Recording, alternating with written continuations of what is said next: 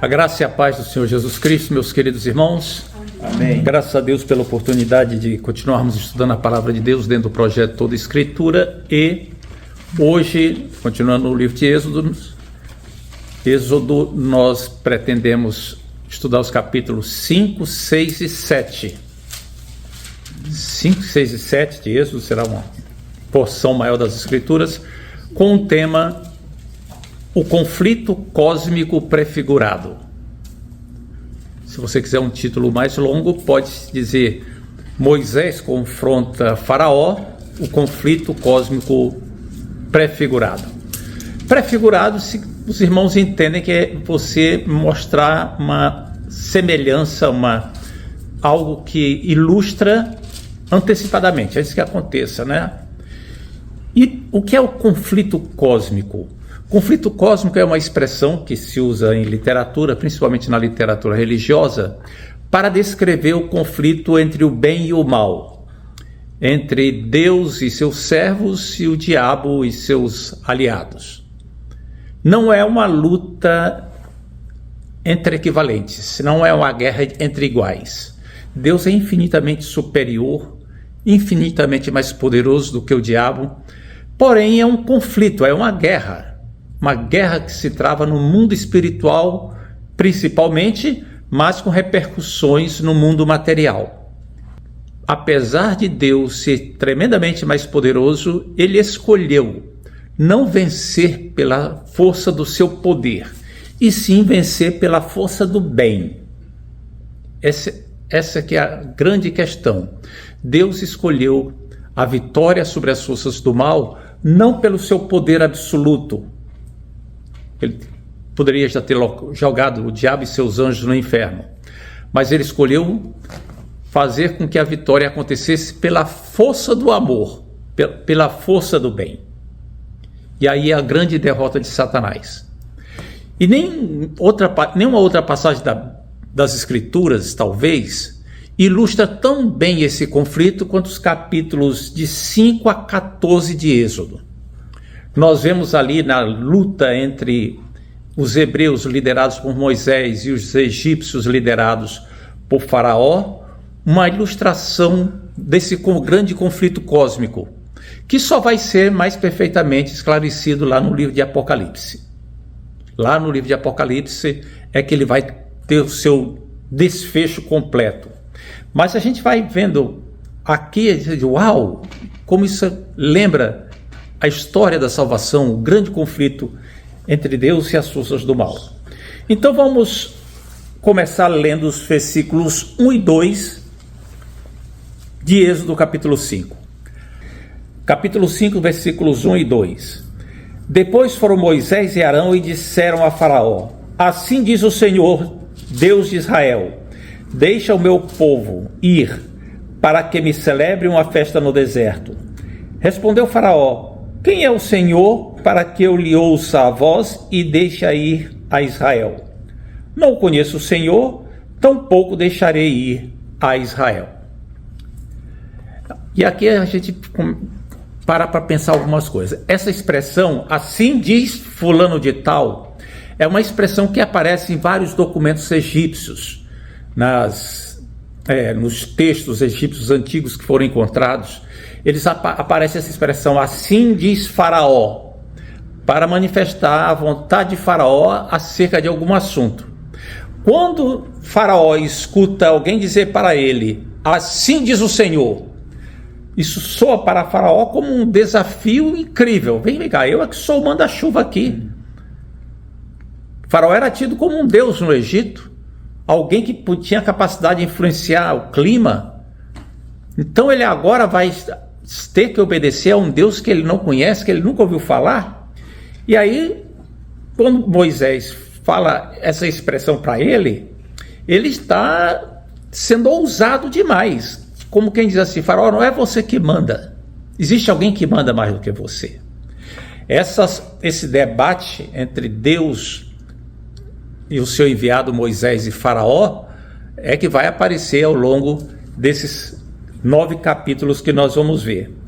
A expressão de Faraó, não conheço o Senhor, tampouco deixarei ir a Israel, pode ser entendida de duas maneiras diferentes. Quando ele diz que não sei quem é o Senhor, não conheço o Senhor.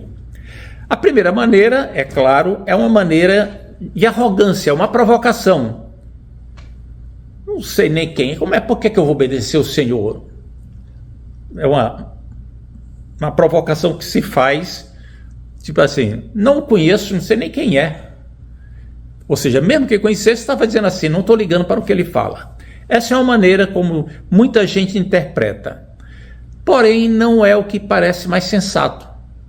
O mais sensato é a segunda maneira, que é uma expressão justa de ignorância. O Senhor, ou Yahweh, era o Deus de um povo estrangeiro que era escravo do Egito. Por que Faraó iria saber o nome dos deuses dos escravos? Ele não teria que saber nada disso. Basta a gente saber, lembrar duas coisas.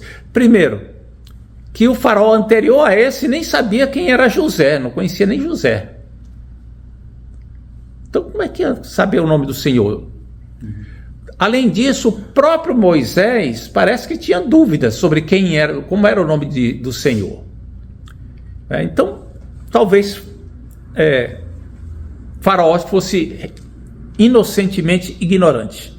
Porém, inocente ou não, ele agora iria conhecer quem era o Senhor. Não é? Muito bem. Quando ele diz que não deixarei ir a Israel, ele, ao longo do capítulo, ele faz 3 acusações contra Moisés e os hebreus. Primeiro, ele diz que aquela conversa de Moisés e Arão eram para distrair o povo do trabalho. Por isso ele ia aumentar a carga de trabalho do povo. Segundo, ele acusa em 2 versículos, nos versículos 6 e 17, o povo de ser preguiçoso. Vocês estão inventando isso aí por preguiça. E terceiro, ele diz que Moisés estava usando uma mentira ao falar que a divindade tinha falado com ele. Ou seja, ele agora usou de todos os argumentos. Qual era a grande preocupação de Faraó? Não perder a mão de obra escrava. A grande motivação era econômica. Muito bem. E aí, tem no versículo 3 a continuação do que Moisés fala para Faraó. E ele diz assim: o Deus dos hebreus nos encontrou, deixa-nos ir, pois, o caminho de 3 dias para que ofereçamos sacrifício ao Senhor nosso Deus, e não venha ele sobre nós com pestilência ou com espada. Ou seja, deixa a gente servir ao Senhor, adorar ao Senhor, para que ele não venha aqui e nos castigue, nos mate com peste ou com algum outro tipo de coisa mais violenta. Por que Moisés falou isso?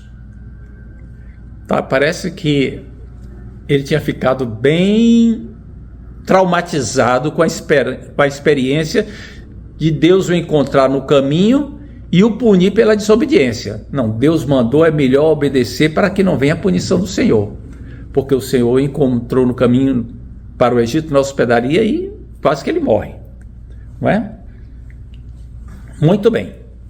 Aí chegamos nos capítulos 4 a 9, versículos 4 a 9, e a gente vê que aí o que Faraó faz é piorar a situação dos hebreus. Ele manda com que os superintendentes, que eram os funcionários egípcios que supervisionavam os escravos, falarem para os capatazes, que eram os israelitas, eram os hebreus que ajudavam os egípcios nessas tarefas, a dizer o seguinte: vocês agora, para acabar com essa preguiça, não vão mais receber palha para misturar com a lama para fazer o tijolo. Vocês mesmos vão ter que providenciar a palha. Um detalhe, vão ter que manter a mesma cota diária de tijolos. E aí foi um erro, né? Um erro muito grande. Os capatazes reclamaram disso daí, mas não teve jeito. E o que Faraó estava fazendo aqui, além de punir o povo, era uma maneira de jogar o povo contra Moisés. A carga de trabalho de vocês está aumentando, porque se Moisés chegou aqui querendo que libertasse vocês. Vocês vão sentir saudade do tempo que eram escravos que recebiam palha. Olha que manobra maligna aí, não é? Para que essa palha? Para que se via a palha? Naquela época os tijolos não eram cozidos, não iam para o forno. Era simplesmente pegava a lama do Nilo, botava em formas de madeira e colocava para secar. E a palha, ela picada e misturada com a lama, ela, com o tempo ela era absorvida pelo barro daquela lama lá, e as enzimas que havia naquilo ali faziam com que o barro ficasse mais flexível, evitando que o tijolo quebrasse com facilidade. O tijolo não ficava tão quebradiço. Botava lá na forma para ficar secando. A palha também ajudava o tijolo a não grudar na madeira do molde, e era isso que era importante. Agora os israelitas iam ter que ir atrás de palha no campo, e não tinha palha para colher, tinha só o restolho, só aquela palha que tinha sobrado lá, que a Bíblia chama de restolho. Muito bem, aí chegamos no capítulo 5, versículos 10 a 19, a gente vê que os capatazes são açoitados e vão reclamar com o faraó. Por que eles são açoitados? Olha que coisa, a carga de trabalho do povo aumentou, não receberam palha, e aí os capatazes tinham que exigir isso deles. Como eles não estavam correspondendo, os superintendentes açoitavam os capatazes, para que os capatazes açoitassem o povo, cobrassem mais do povo. Então é uma manobra muito maligna. Os nazistas faziam muito isso durante a ocupação nazista nos países ocupados. Eles, principalmente na Polônia, onde eles formavam guetos, e as pessoas tinham que morar cercadas em determinados lugares, e eles escalavam determinados judeus para serem ajudantes deles nazistas. Se não quisesse ajudar, iam ser executados logo. O que é que esses camaradas tinham que fazer? Eles tinham que escolher quem ia receber ração, quem não ia receber ração, quem ia trabalhar numa coisa, quem ia trabalhar na outra, e até quem era a família que ia ser poupada de ir para o campo de extermínio. Com o tempo, depois da guerra, muitos desses judeus que trabalharam nisso acabaram se matando de desgosto pelo trabalho que fizeram. Mas são coisas que as forças opressoras do mal costumam fazer contra as pessoas. E aí os capatazes foram reclamar com Faraó, que a culpa das coisas estarem piorando, a produção ter caído, era dos próprios egípcios, que não estavam trazendo palha, que ele liberasse para trazer palha. O Faraó disse que não e mandou eles voltarem para o trabalho. Quando eles saíram do palácio de Faraó, quem eles encontram lá de fora? Moisés e Arão. E aí eles vão e brigam com Moisés e Arão. Dizem: olha, o Senhor julgue entre vocês, porque nós estamos aqui sofrendo por causa de vocês, e agora vocês entregaram uma espada na mão de quem está querendo matar a gente. Aquela manobra de Faraó estava dando certo. A opressão estava jogando as pessoas contra Moisés, né? E eles usam uma expressão muito interessante no versículo 21, né? Diz assim: nos fizestes odiosos aos olhos de Faraó. No hebraico vocês nos fizeram um fedor. Vocês nos fizeram um fedor. Literalmente vocês fizeram com que a gente cheirasse mal, que o nosso cheiro se tornasse execrável. Ou seja, não é que eles não tenham passado desodorante, é que essa é uma expressão idiomática para dizer que as pessoas tinham se tornado mal vistas, mal queridas diante de outras, não é? A lição que a gente vê aqui, a gente pode perceber duas lições nessa situação toda, do que está acontecendo. A primeira é que Faraó está agindo como o líder de um sistema anti-Deus, um sistema opressor, que vai querendo se opor àquilo que Deus quer, o plano do Senhor. Jesus Cristo, quando veio ao mundo, o apóstolo João, escrevendo lá no capítulo 1 da carta dele, diz assim, que ele veio para o que era seu, o mundo, mas os seus, os judeus, não reconheceram. Ou seja, Aqui então está havendo uma luta espiritual e por enquanto as coisas não parecem que não estão indo bem. E aí a gente tem que ver a segunda lição, que a obediência às vezes traz um preço a ser pago. Obedecer a Deus não significa que tudo vai correr bem. Às vezes é o contrário. Obedecer a Deus às vezes implica em sofrimento. Não para sempre, mas momentaneamente. Muitas vezes acontece isso, que a pessoa se converte, então ela é que passa perrengue muito grande, ela tem que ser estimulada a obedecer, a ter paciência, porque Deus vai dar livramento e a nossa pátria é no céu. O final de tudo não é aqui. Aleluia. Glória a Deus. E aí, no final do capítulo 5, tem agora, né? Os capatazes foram lá se reclamar com o faraó. O faraó disse não, eles saíram, reclamaram com Moisés. E Moisés vai reclamar com o Senhor. E Moisés reclama de uma maneira bem severa com o Senhor. Veja aí o capítulo 5, versículos 22 e 23. Ó Senhor, por que me afligiste? Por que afligiste este povo? Por que me enviaste?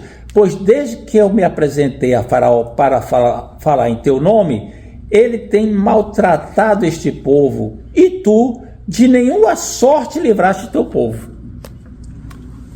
Desde que o Senhor me mandou para falar com o Faraó, as coisas só têm piorado, e o Senhor não fez nada até agora. Uau! Aqui aparece pela primeira vez na Bíblia alguém, um servo do Senhor, falando para Deus com toda a franqueza, com todo o coração aberto. E você vê o que é que Deus respondeu para ele, no versículo 6. Disse o Senhor a Moisés: agora verás o que hei de fazer a Faraó, etc. Deus não repreendeu Moisés. Mas falar assim a Deus não é desrespeito, não? Não. Ser franco para com Deus não é desrespeito. Apresentar a sua mágoa a Deus, a sua tristeza, a sua incompreensão, não é errado, não é pecado. Foi isso que Moisés fez aqui. E é isso que ele faz ao longo do Pentateuco inteiro. Várias vezes no Pentateuco, Moisés reclama com Deus assim. E aí a gente fica pensando assim, vem cá, mas quando o povo reclama é punido, e quando Moisés reclama não é. Por quê? É diferente. Quando o povo reclama, ele não reclama para Deus, ele reclama de Deus. Ele fala mal de Deus. Quando Moisés reclama, ele fala ao Senhor, ele não fala pelas costas, dizendo, Deus fez isso com a gente. Não. Ele coloca a reivindicação dele para o Senhor. Deus, eu não estou entendendo. Ele faz a mesma coisa que Jó fazia. Jó estava num sofrimento incrível, dizendo, olha, Senhor, eu sei que o Senhor é justo. Tudo que o Senhor faz é bom. Eu sei que o Senhor castiga o pecado, mas eu não pequei para estar merecendo isso. Então o Senhor está sendo injusto comigo. Qual é? Como é que explica isso? E Deus não brigou com Jó por causa disso. Deus não repreendeu por isso. Apenas assim, Jó, deixa eu perguntar umas coisas para você, para ver se você tem capacidade de compreender alguma coisa. Se você me responder o que eu vou perguntar, eu te explico. Jó não teve capacidade. E aqui tem uma lição para nós. Murmurar é pecado, mas falar com Deus não é murmuração. É abrir o coração. Amém? Amém. Muito bem. Aí nós chegamos no capítulo 6, versículos 1 a 8. Deus relembra a aliança dele com os patriarcas. E aqui tem uma coisa muito bonita. Ele diz assim no versículo 1 a 8. Eu vou ler apenas até alguns versículos. Primeiro, disse o Senhor a Moisés: agora verás o que hei de fazer a Faraó, pois por mão poderosa os deixará ir, e por mão poderosa os lançarei fora da terra. 2. Falou mais Deus a Moisés e lhe disse: eu sou o Senhor. Eu apareci a Abraão, a Isaque e a Jacó como Deus Todo-Poderoso, El Shaddai.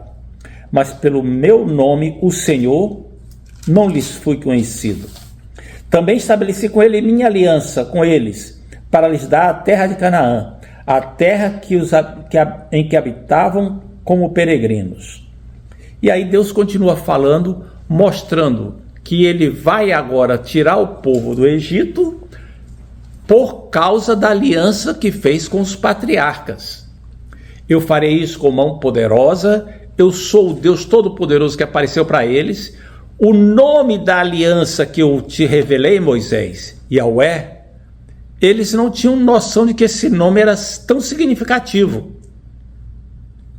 O nome do Senhor já era conhecido lá desde Gênesis 4.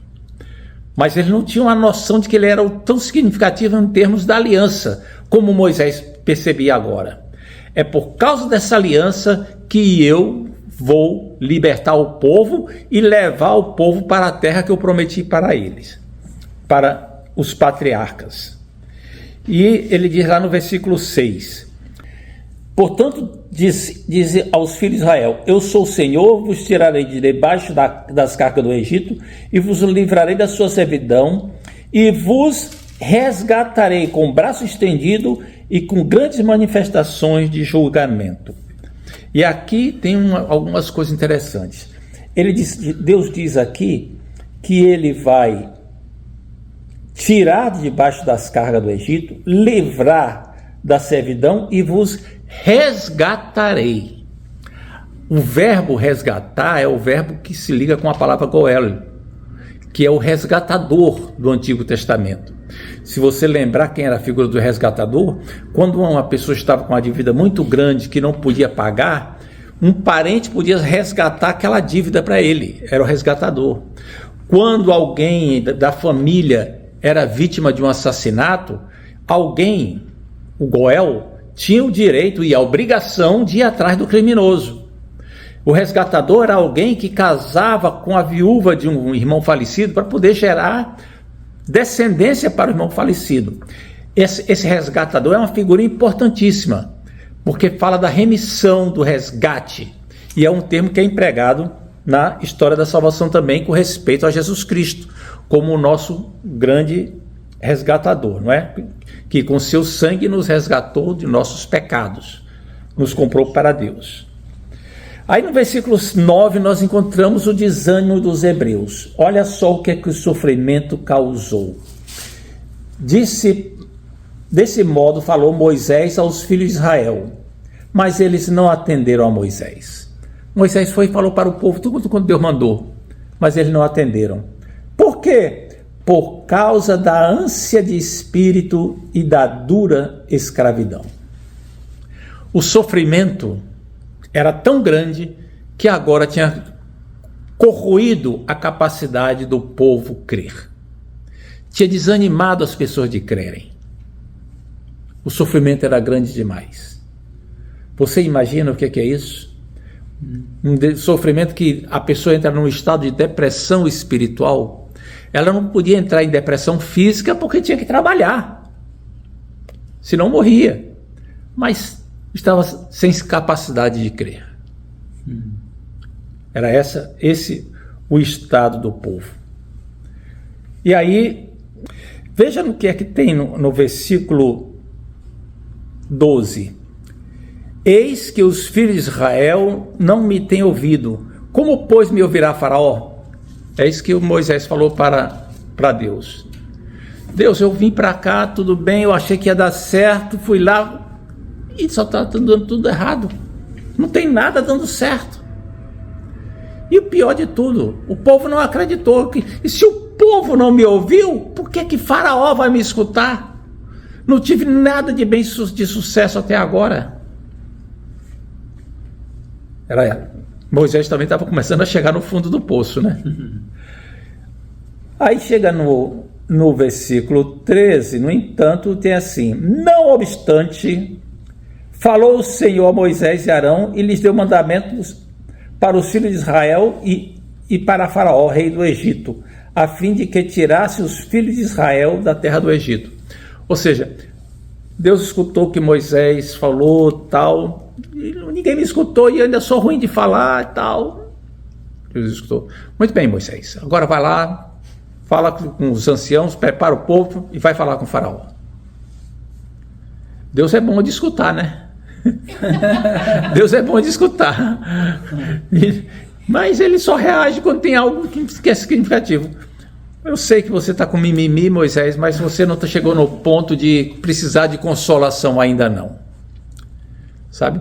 Deus, às vezes, ele atende às necessidades das pessoas, ele reconhece a debilidade, ele reconhece a fraqueza, mas ele não trata com mimimi não, sabe?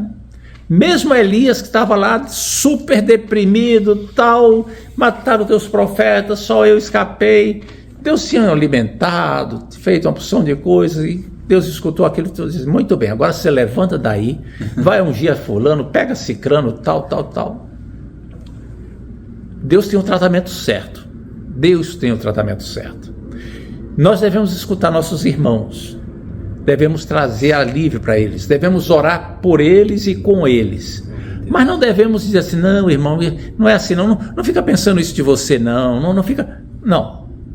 A gente tem que ter muito cuidado em não estimular o coitadinhismo. Já ouviram falar da palavra coitadinhismo? É a pessoa que fica sentindo pena de si mesmo.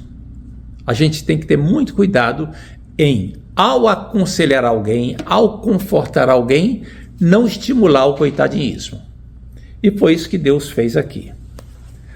Muito bem, aí dos versículos 14 a 27 tem a genealogia de Moisés e Arão. Começa falando dos descendentes de Jacó, mas fala só de 3 filhos, Rúben, Simeão e Levi, não fala do resto. Por quê? O grande interesse aqui, o grande foco é mostrar qual é o parentesco de Abraão e de Arão e Moisés. E é interessante a gente observar lá no versículo 6 a 27, no versículo 20, diz assim, Arão tomou por mulher a Joquebede, sua tia. Ou seja, ele era casado com a tia, e Moisés, então, era filho do Arão e Joquebede. E é interessante que quando chegou mais adiante na lei, a lei de Moisés, a lei do Senhor, proibiu esse tipo de relacionamento. Passou a ser proibido o casamento com uma tia de primeiro grau. Aí chegamos no capítulo 7, quando nós lemos que Deus diz para Moisés, disse o Senhor a Moisés, vê que te constituí como Deus sobre Faraó, e Arão teu irmão será teu profeta. Ou seja, Deus colocou agora Moisés na situação de um soberano espiritual absoluto sobre Faraó. Faraó era o rei do Egito, era o Deus e tal, mas agora Moisés foi colocado por Deus numa condição de que ele tinha uma superioridade espiritual inigualável diante de Faraó. Porém, essa era uma autoridade delegada. O que é que significa isso? Ela só podia ser exercida no interesse daquilo que Deus tinha determinado. Não era para Moisés fazer o que quisesse, nem falar o que quisesse. Era uma autoridade delegada com um propósito específico. Isso aqui é importante nós entendermos. Toda essa autoridade de Moisés, que era uma autoridade tremenda, era para uma determinada finalidade. Era uma autoridade tão grande que ele falava e as coisas aconteciam. Ele falava novamente e deixava de acontecer. Porém, era tudo no interesse daquilo que era o propósito de Deus. Não era de acordo com a sua própria cabeça, nem de sua própria vontade. E aqui a gente tem que lembrar que os crentes também, os cristãos também receberam autoridade espiritual sobre demônios, sobre enfermidades, sobre forças do mal, sobre circunstâncias. Temos autoridade espiritual tremenda. Porém, é também uma autoridade delegada. Jesus disse assim, em meu nome farão essas coisas. Essa autoridade significa então que nós a exercemos no nome de Jesus. O que é que quer dizer isso? Se Jesus estivesse aqui, ele iria fazer isso. Como ele não está aqui fisicamente, então eu vou fazer. Não é para fazermos o que quisermos. Não é para a autoridade, para nós termos direito absoluto de qualquer coisa, daquilo que quiser. Não é um cheque em branco, como algumas pessoas ensinam. Completamente errado. É uma autoridade delegada. É para atender ao interesse do nome de Jesus. O nome de Jesus não é um cheque em branco. O nome de Jesus quer dizer, eu estou representando Jesus no interesse dele. E é por isso que muitas orações em nome de Jesus não são atendidas. Porque são orações que usam o nome de Jesus, mas não no interesse de Jesus. E Deus não tem obrigação nenhuma, não tem compromisso com esse tipo de oração. Ele tem compromisso com o filho dele, com o nome do filho dele, de acordo com aquilo que é o propósito dele. Dá para entender isso, irmãos? Muito bem. Aí chega no versículos 2 a 5, Deus vai e anuncia para Moisés o futuro imediato. O que é que vai acontecer agora por diante? Ele diz assim: eu endurecerei o coração de Faraó e multiplicarei na terra dos Egito os meus sinais e as minhas maravilhas. Faraó não vos ouvirá, e eu porei a mão sobre o Egito e farei sair as minhas hostes, o meu povo, os filhos de Israel da terra do Egito, com grandes manifestações de julgamento. Saberão os egípcios que eu sou o Senhor, quando estender eu a mão sobre o Egito e tirar do meio deles os filhos de Israel. Aqui então aparece Deus dizendo claramente que haverá oposição, mas agora já chegou a hora da oposição ser vencida e eu manifestar a minha glória. Nos versículos 8 a 12, Moisés e Arão fazem o primeiro sinal diante de Faraó. Eles pedem audiência, chegam lá diante do Faraó e dizem: assim diz o Senhor, deixa o meu povo ir.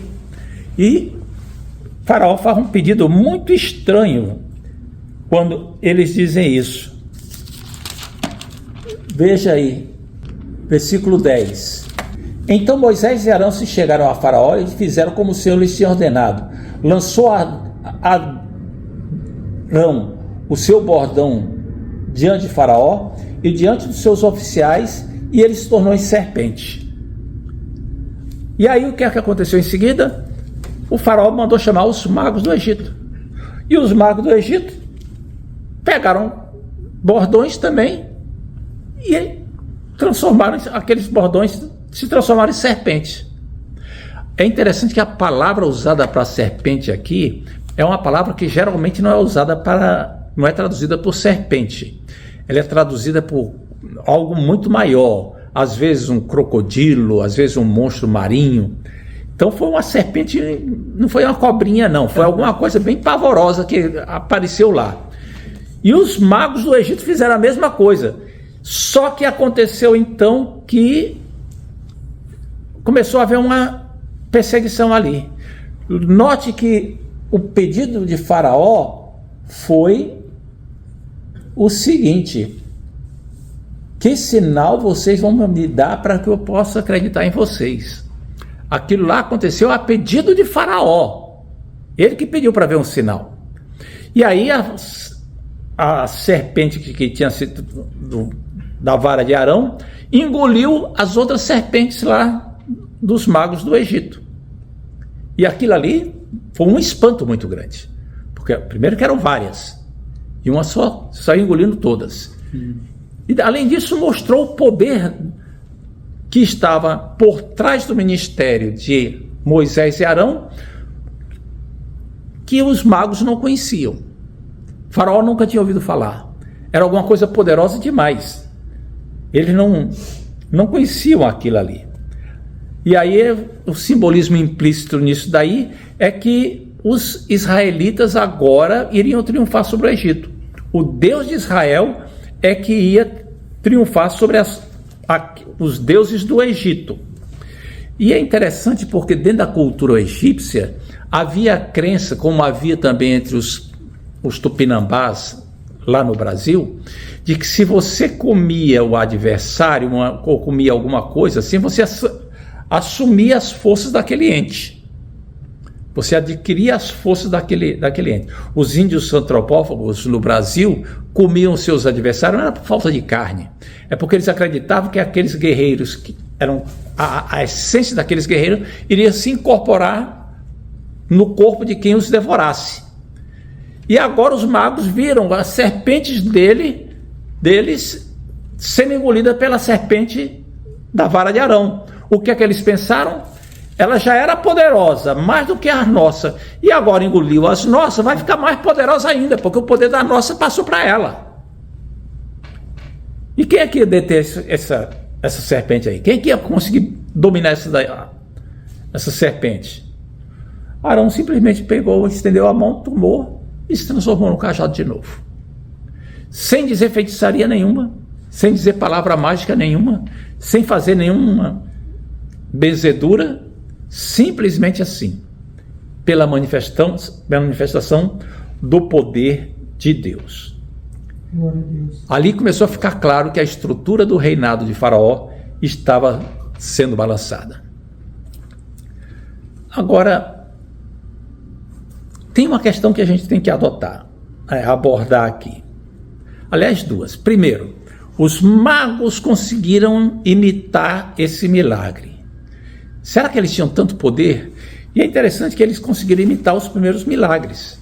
Eles conseguiram imitar o cajado, eles conseguiram transformar água em sangue, conseguiram fazer aparecer rãs, mas a partir daí não conseguiram fazer mais nada. Primeiro o que eles imitaram, eles fracassaram porque a serpente deles foi engolida de Arão. E depois eles não conseguiram mais imitar. Mais adiante, quando eles não conseguiram mais imitar, que chegou na praga das úlceras, eles mesmos começaram a ter úlceras. Então estava se manifestando um poder muito maior do que o daqueles magos, do que os deuses do Egito. E mais adiante, das próximas vezes que nós estudarmos, você vai ver que o propósito de Deus era humilhar os deuses do Egito. E está acontecendo isso aqui. A segunda coisa que a gente tem que pensar é o seguinte: existe mesmo encantamento? Os antigos, os magos, os feiticeiros, acreditavam que por meio de palavras mágicas podiam manipular os deuses. Então daí é que surgiram os encantamentos. E existem várias situações sobre essa, descritas na Bíblia, pessoas tentando fazer isso. E existem vários livros de mágicos, de magias, tanto dos babilônicos, quanto dos assírios, quanto dos egípcios, nas pirâmides aqui da América Central. Vários lugares estão descritos esses encantamentos. Mas será que existe realmente ou era tudo um truque? Porque, por exemplo, a gente já sabe que você pegar uma serpente apertando de determinada maneira atrás do pescoço da serpente, ela fica rígida e parece até uma vara. Mas isso não foi o que aconteceu ali. Elas saíram se devorando, ficaram brigando. Foi uma coisa muito diferente, não foi um truque de ilusão. Como é que se explica isso? Existe esse tipo de coisa? Existe, sem dúvida nenhuma existe. É interessante que alguns estudiosos ficam tentando negar a existência de milagres das entidades do mal. Não só quem pode fazer milagre é Deus. Não é isso que a Bíblia diz. Existem os milagres da maldade. Quem pensa assim, por exemplo, tem que responder, quando Jesus disse assim: saiam da minha presença que eu não vos conhecia. Mas Senhor, nós expulsávamos demônio, em teu nome fizemos muitos milagres, mas eu nunca lhes conheci. Quer dizer, aqueles milagres não eram operados por mim. Era algum outro tipo de força que estava operando milagres, porque eu nunca conheci vocês. No final dos tempos, a Bíblia fala de falsos mestres, falsos cristos, que operarão grandes sinais e milagres. Simão, o mago, tinha habilidade de provocar espanto. Havia determinadas coisas. Havia e existem. Existem milagres ainda hoje. Aqui nos Estados Unidos são mais raros, mas na cultura brasileira Vocês devem estar lembrados que determinados ambientes que se cultivam um tipo de espiritualidade longe de Deus, aquilo ali, existem coisas terríveis que acontecem. Eles existem. Há uma luta dentro daquele conflito cósmico, há uma luta espiritual do bem contra o mal. Muito bem. O versículo 13 diz assim: todavia o coração de Faraó se endureceu. Faraó viu o milagre que ele pediu para acontecer, lá no versículo 9, e não creu. Os anciãos de Israel não pediram para ver o milagre, mas quando viram, creram. Faraó pediu para ver o milagre e quando viu, decidiu não crer. Crer é uma decisão. Ele tomou a decisão de não acreditar. Agora, falando sinceramente, por que ele deveria acreditar? Sinceramente, ele não conhecia o Senhor. O milagre que Moisés tinha feito, os magos dele tinham conseguido reproduzir. Todo o prejuízo que ele teve foi perder alguns cajados. Mas isso não era nada demais. Por que agora ele deveria deixar o povo ir? Não era de se esperar que ele deixasse. Por isso é que nós vamos ter que avançar para ver como a história se desenrola nas cenas dos próximos capítulos. Amém? Antes de nós terminarmos, eu acho interessante nós recuperarmos algumas lições práticas aqui, algumas aplicações para a nossa vida. Primeira é que a obediência a Deus pode inicialmente trazer maior oposição, pode trazer problemas. A obediência inicial a Deus. O cristão, principalmente o novo convertido, deve ser incentivado a perseverar diante das dificuldades, porque elas vão passar. Deus é fiel e o bem vai triunfar. Segunda lição, segunda aplicação, é a absoluta fidelidade de Deus à aliança. Tudo o que está acontecendo aqui, 450 anos, 480 anos depois de Abraão, ou seja, séculos e séculos, está aparecendo aqui só porque Deus fez uma aliança com Abraão. Deus é fiel às alianças. Glória a Deus. Ele começa dizendo assim, lá no versículo, capítulo 6, verso 6, eu sou o Senhor, sou Yahweh, e vos tirarei, e usa uma série de expressões para falar daquilo que ele vai fazer lá com Israel. Tudo isso por causa da aliança dele com Abraão, Isaac e Jacó. O crente tem uma aliança com Deus em Cristo. E eu fiquei pensando no sábado passado, quando estava pregando lá em Milford, que eu vi que tão poucas pessoas estavam com Bíblia para acompanhar a mensagem. Eu fiquei pensando, essas pessoas não conhecem os termos da aliança. Essas pessoas que não estão aí, que nem para a igreja trazem Bíblia, eles não estão sabendo o que é que Deus tem para eles. Não conhecem a herança que eles têm direito dentro da aliança. Terceira aplicação. É aquilo que eu falei, não é? Essas coisas todas que aconteceram aqui nesses capítulos de Gênesis vão acontecer, tem uma relação direta com a história da salvação. Olha os termos que Deus emprega quando fala com Moisés no capítulo 6, versículos 6 a 8. Eu, Senhor, e vos tirarei de debaixo da terra do Egito, vos livrarei da sua servidão, vos resgatarei, com o braço estendido. Versículo 7, tomar-vos-ei por meu povo. Versículo 8, vos levarei para a terra que jurei dar a Abraão, Isaac e Jacó. Eu sou o Senhor. Notaram esses verbos aí? Tirarei, livrarei, resgatarei, tomarei por meu povo, levarei. O que é que isso fala para nós? O que é que isso lembra para nós? Tirar e livrar fala da nossa libertação espiritual do pecado. Resgatarei fala da redenção em Cristo Jesus, que em seu sangue nos resgatou. Glória a Deus. Tomar-vos-ei para meu povo, fala da nossa aliança com o Senhor Jesus e a adoção por filhos. Somos agora povo seu, eleitos por ele. E vos levarei para a terra que prometi. Ou seja, é aquilo que Pedro chama da herança eterna que espera por nós. Glória a Jesus. Glória a Deus. Então há uma questão espiritual mais profunda envolvida aqui, da qual aquilo tudo que aconteceu ali no Egito foi apenas uma representação inicial. Existe um conflito cósmico, uma luta espiritual muito maior do que isso daí. E aquilo que aconteceu ali entre Faraó, Moisés e o povo de Israel era uma prefiguração disso daí. Por quê? Porque o povo tinha recebido a promessa de ser levado para cultuar a Deus. E Faraó não queria libertar o povo para o povo cultuar a Deus. A chave está aí, para que me cultue, para que me adore, para que esteja junto de mim, para que tenha relacionamento comigo. E Faraó queria impedir isso. Isso é o grande conflito cósmico que nós falamos no início.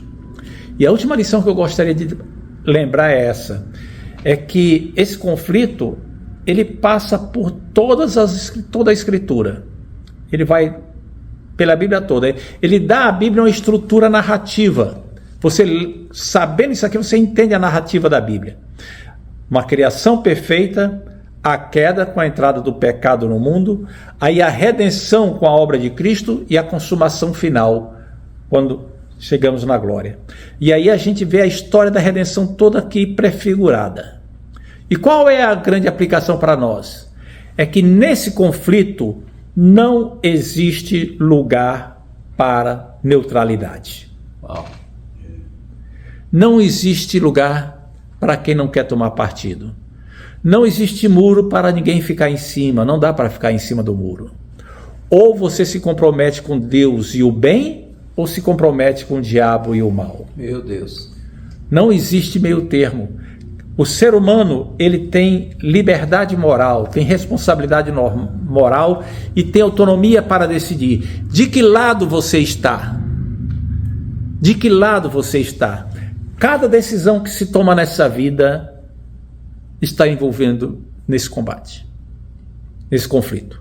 Cada coisa que se faz nesse mundo, cada momento, o tempo inteiro, nós estamos tomando posições diante do grande conflito.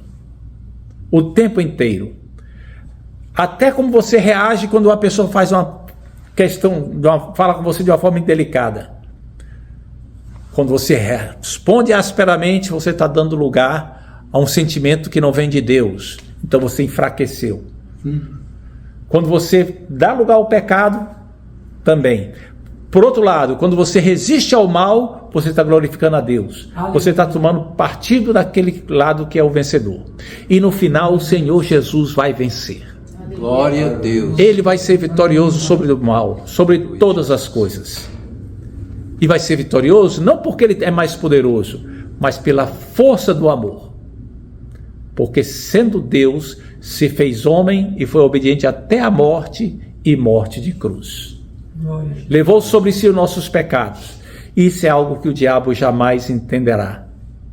Mas isso é a grande derrota dele. Que Deus nos abençoe, nos dê a sua graça para permanecermos fiéis. Amém.